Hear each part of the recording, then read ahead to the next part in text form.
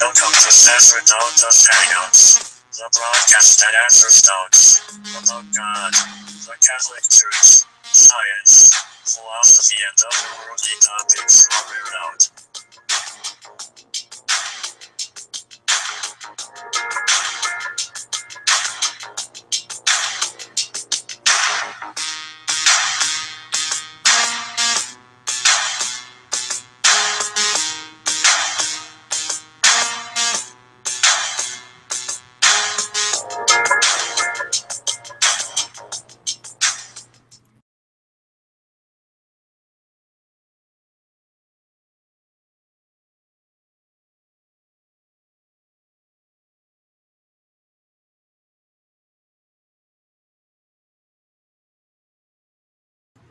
Hello, welcome to Sacerdotus Hangouts.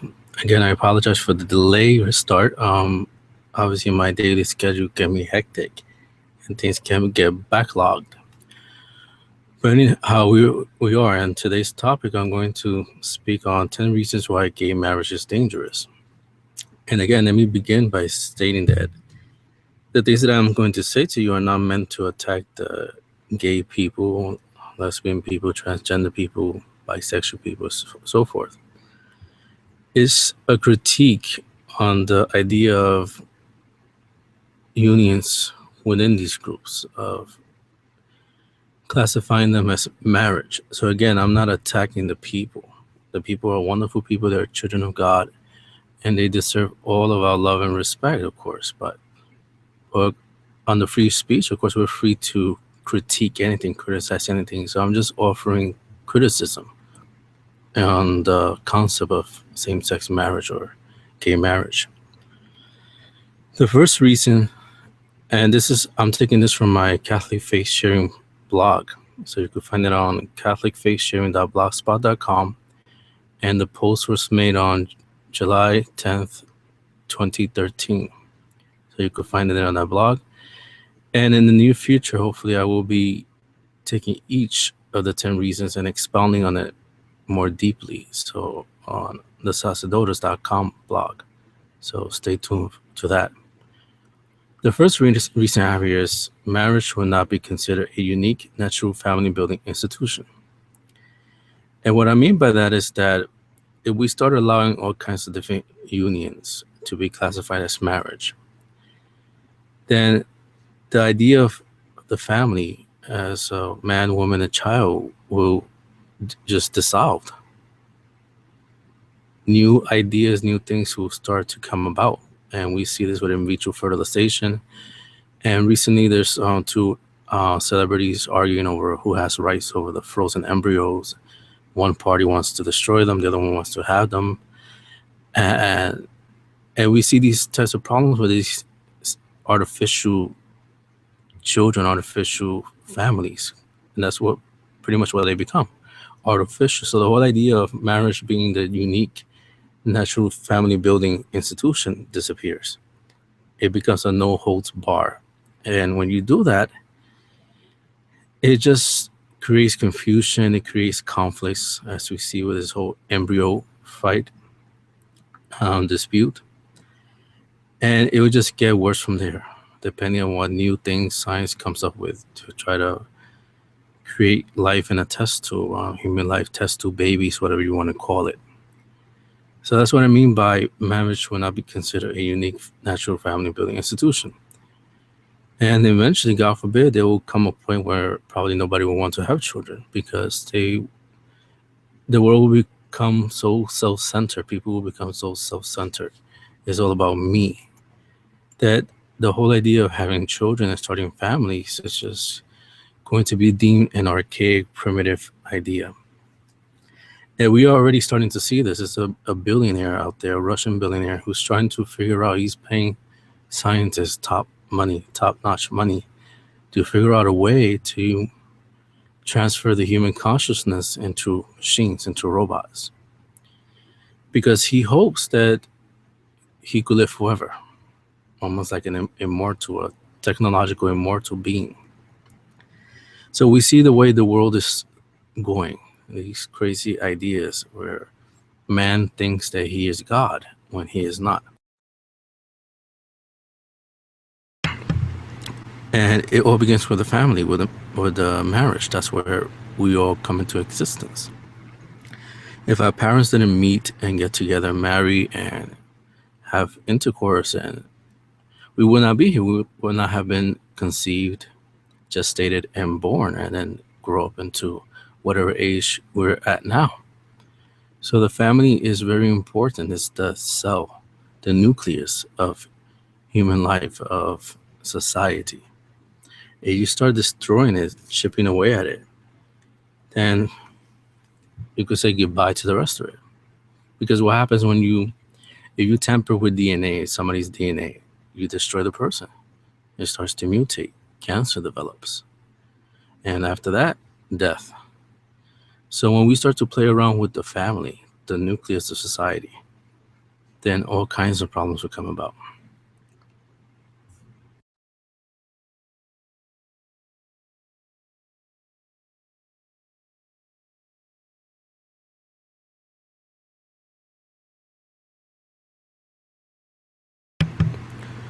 The next thing is churches will be harassed and labeled as bigots for remaining faithful to their beliefs and reason. We're already starting to see this with the bakeries, and now a law official threatened churches to marry same-sex couples. In England, a lot of Bible preachers have been arrested for preaching from Leviticus and so forth, the different passages that offer harsh critique against homosexual behavior. So we're starting to see the harassment and the labeling of bigots. As a matter of fact, when I posted a post on the March for Marriage on Saturday, immediately somebody emailed me calling me a bigot and that I'm going to go to hell for preventing people from having freedom. So we're seeing this, that only one side of the debate is allowed free speech and is innocent, while the other one is seen as demonic and a bigot, hateful. And our side, the religious side, we're just promoting what's the norm, male and female marriage. That's the only way families start. That's the only way children come about. So we're defending what's natural, how it's always been. They're the ones that are distorting nature and how things have always been with these illogical ideas and concepts. Yet we get harassed and we are called bigots for defending nature, for defending how the natural law works in this planet, in nature, through evolution, etc., etc. And we're just starting to see the different bakeries being sued. The pizza shop that was forced to close in Indiana because of the threats made and whatnot, we're starting to see all the problems. Football players who tweeted something and then they were forced to, they tweeted something to the effect that marriage is between man and a woman. No insults were made, no curses. Nobody was called, a faggot or anything like that, derogatory term. Just a simple tweet that I believe marriage is between a man and a woman, and they get suspended and they sent to a therapist or something. I said there's something wrong with them, and this is a scary time that we're living in. And religious people out there need to wake up to this. Churches need to wake up to this. There's something really ugly rearing its head out, and it's going to get worse, especially now that we're in the dawn of a possible decision by the Supreme Court to legalize same-sex marriage in all 50 states. And when that happens, prepare for the worst, because we're going to be heavily persecuted. We're going to be seen as archaic, outdated, bigots, hateful. We're going to be mocked. The sacred scripture is going to be mocked. The doctrines of the different churches that still adhere to traditional biblical ideas will be mocked and harassed. And it will just go downhill from there.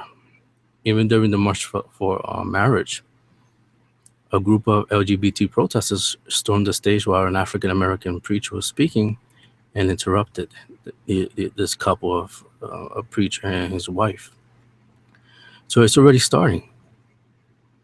And unfortunately, a court decision in their favor will just rouse up the crowds against us. So we have to prepare for that. The next one is number 3. Businesses that deal with weddings will be sued if they do not conform with this redefinition. And we're seeing this now. Many businesses out there are being sued they had to go on GoFundMe to raise money to hire lawyers and whatnot to be defended, solely because they said we don't feel comfortable honoring a request that celebrates something that we're against.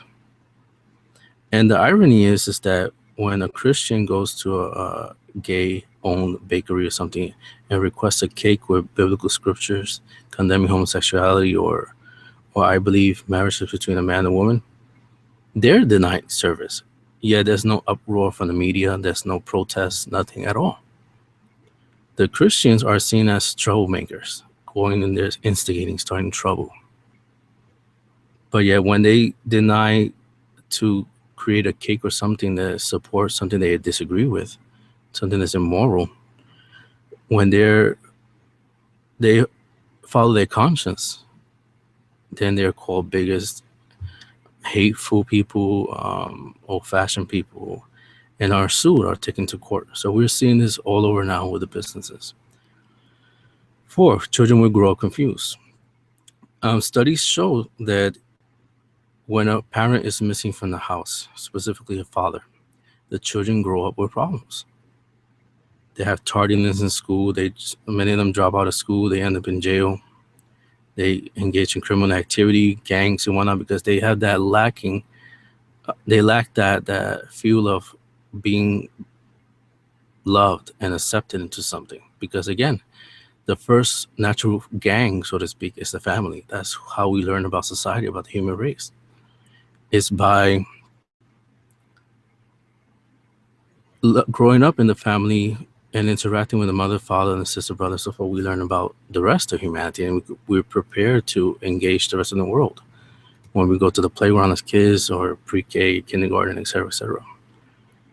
So the children will grow up confused because they go to school and they see other children with a mom and a dad, and meanwhile, this child has 2 dads or 2 moms. So it becomes confusing. And then there's the problem of roles. How is a boy going to learn how to be a man if there's no male in the house? Similarly, how's a female going to learn how to be a female if there's no female role model in the house? Now, some people argue that female and male genders are social scripts, but naturally speaking, men and women are different. Men tend to be more aggressive than women. Women tend to be more emotional than men. Men tend to be more logical than women. And again, this is not putting either the genders down or whatnot. This is just how nature is. This is how we evolved, and there's nothing wrong with that. This is how we were able to survive as a species. So children, being our offspring, have to adopt these ideas, these natural behaviors, in order to continue the species. So having 2 same gender parents would just disrupt the whole thing. And we are already seeing children from these same-sex couples protesting and speaking out against same-sex marriage for that very reason and many others. Number 5, science will be teaching falsehoods in regards to biology. What I mean by that is that we learn in biology about the male reproductive system, the female reproductive system, how to reproduce, and that reproduction is important for the continuation of a species. But yet at the same time, we're promoting a union that cannot reproduce, that cannot continue a species. So we're promoting a lie. So which one is it? Is what we learn in biology in regards to reproduction true or a lie? Which one is it? We can't have our cake and eat it too as a society. So you can't teach a kid that reproduction is necessary for the continuation of the species, and at the same time you're promoting the union that cannot reproduce as a good in society. So science will be teaching falsehoods if the mainstream culture of same-sex unions is the norm and it's okay and it's promoted as a good. Science, there will be a conflict there between science and the culture that's presenting these ideas in the mainstream. Then we have evolution. The male and the female bodies evolve to a certain way to reproduce. The penis enters the vagina and ejaculates, and it's the whole process there that begins the conception of life. That's how it evolved. That's how it works. You cannot do that by putting a penis in somebody's anus. It does not work, because the anus is not a reproductive system. It wasn't designed. It wasn't. It doesn't function to accept anything inside. It's an exit. It's not an entryway. This is why in the homosexual community, AIDS, HIV is rampant. Because what happens when you're putting this organ, this various incisors inside an anus, you're tearing the fibers of the muscles there, and there's blood. And where there's blood, diseases run rampant. Because again, it's not designed for that. It wasn't meant for that. The vagina and the penis naturally lubricate. They get wet, so to speak, when the person is aroused and so forth, and they're in the mood, and or they're in the action of the mood of the sex or intercourse. The anus does not get wet, does not get lubricated, it does not get that at all. So the friction of something entering it will cause severe damage. And depending on the size of the other male going in, it also cause what's called rectal prolapse, where the whole rectum comes out, which is, I'm assuming, very painful, and it's horrible to even have. Then there's also the issue of having problems with holding bowel movements and things like that. There's a whole array of problems that results from anal sex and these kinds of homosexual sex and whatnot. And as far as lesbians are concerned, they don't technically penetrate because they don't have a penis, but they do something called, I think it's called friction, something like that, where they rub each other. Technically, that's not really sex, that's just rubbing each other. So you're not really doing anything sexual, in my opinion. You're just rubbing somebody else or your other part. So, I mean, you see the whole distortion of science. Science just gets thrown out the window with these ideas and whatnot.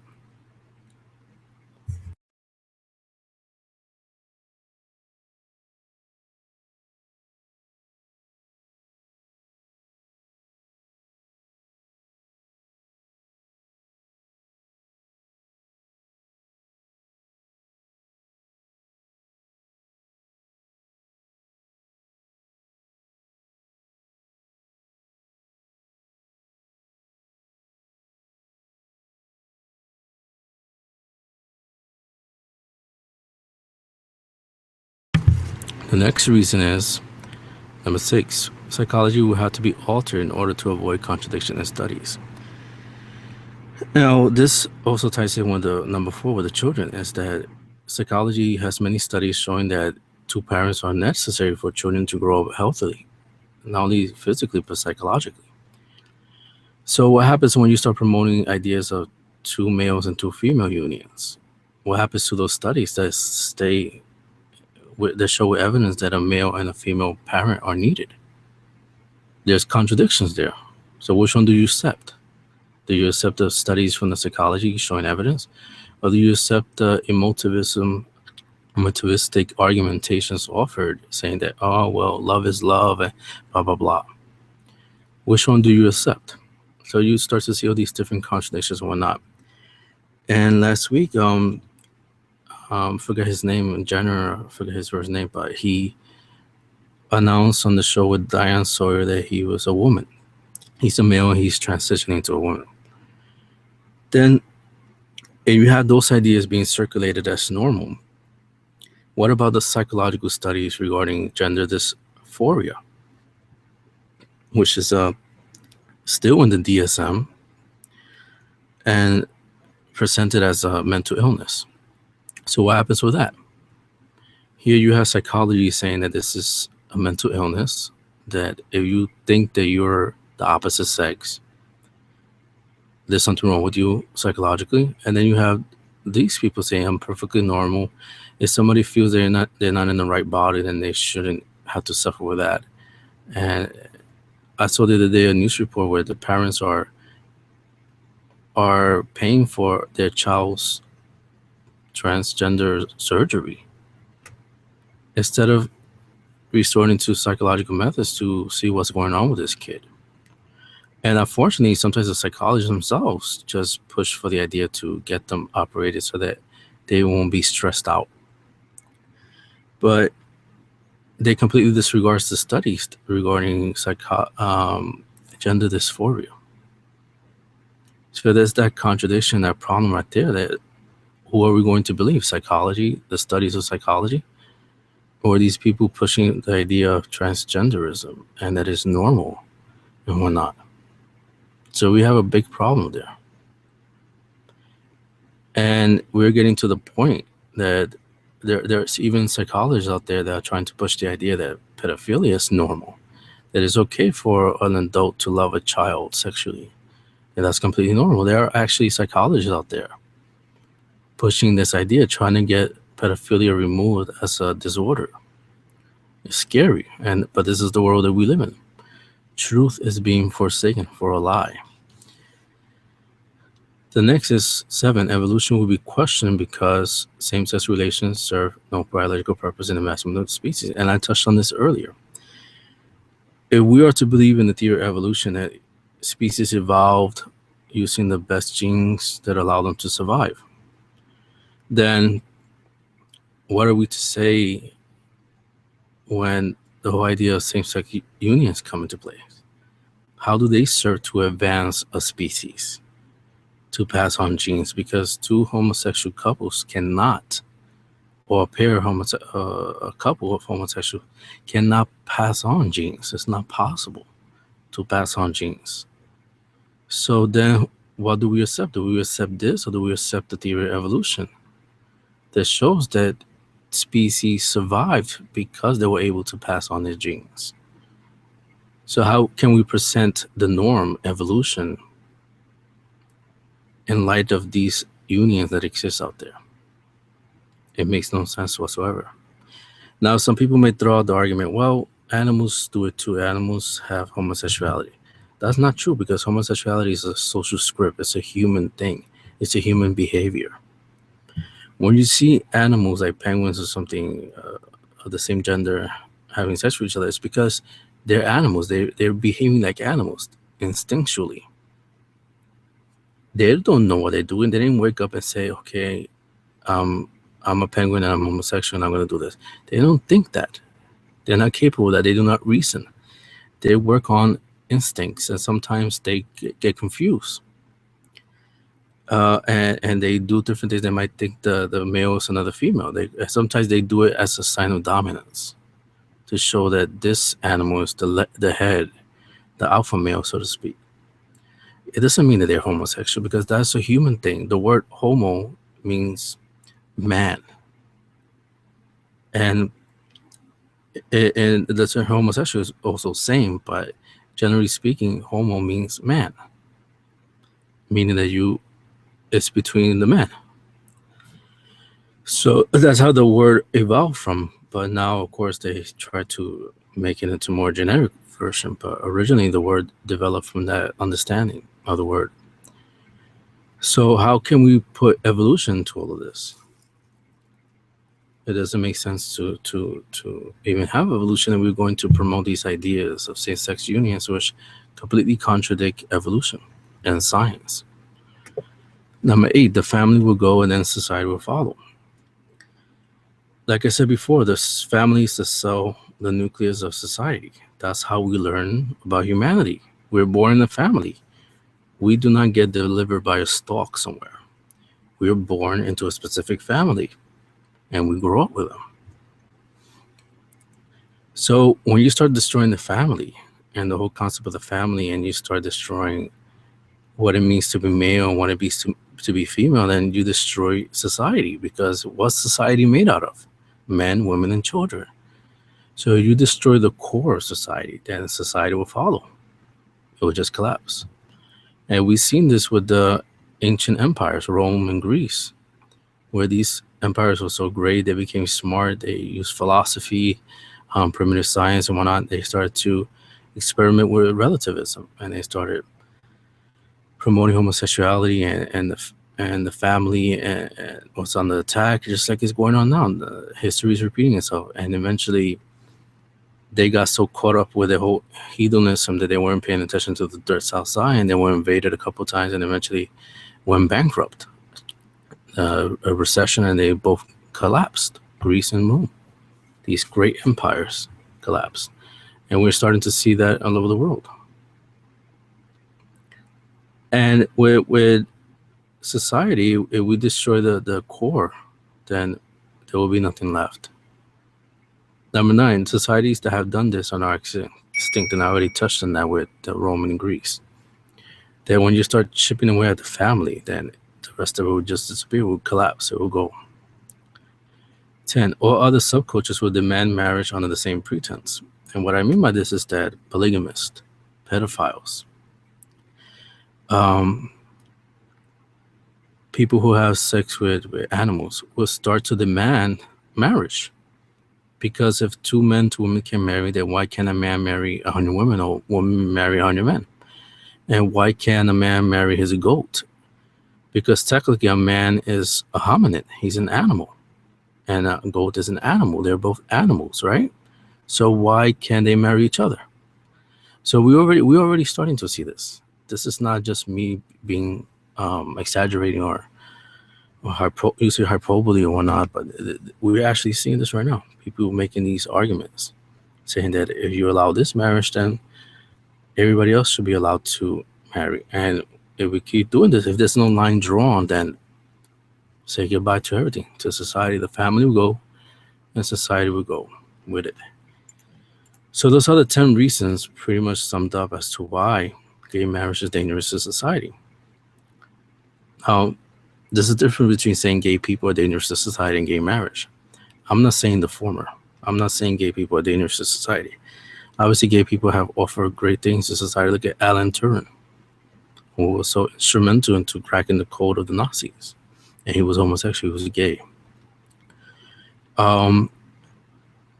So by criticizing gay marriage, I'm not criticizing the people.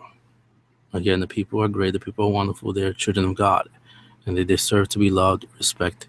Nobody should tease them, bother them, beat up on them, and all that, because they're just like all of us. We all have all kinds of problems. We all have all kinds of stresses. And we shouldn't pick on somebody else just because we can or we think differently than them. But we have the right to criticize ideas that we feel are going to destroy society and take us with it. Because guess what? Religious people are part of society. And the Catholic Church, they built Western society. So we have a big say on what's going on with what we built. Because if it goes, it's going to affect us. But of course, Christ promised that his church will not be destroyed. So like what happened with Rome and Greece, they collapsed, but the church came and restored society. So eventually the United States is going to collapse. And all the other nations that promote these crazy ideas, not just same-sex marriage, but any idea that's crazy, that's unnatural, will eventually destroy the country. It will destroy the nation. But the church will remain. Definitely, that could be a guarantee that the church will remain, and we'll have to reconstruct society again, as it has in the past. So anyhow, I hope you enjoy listening.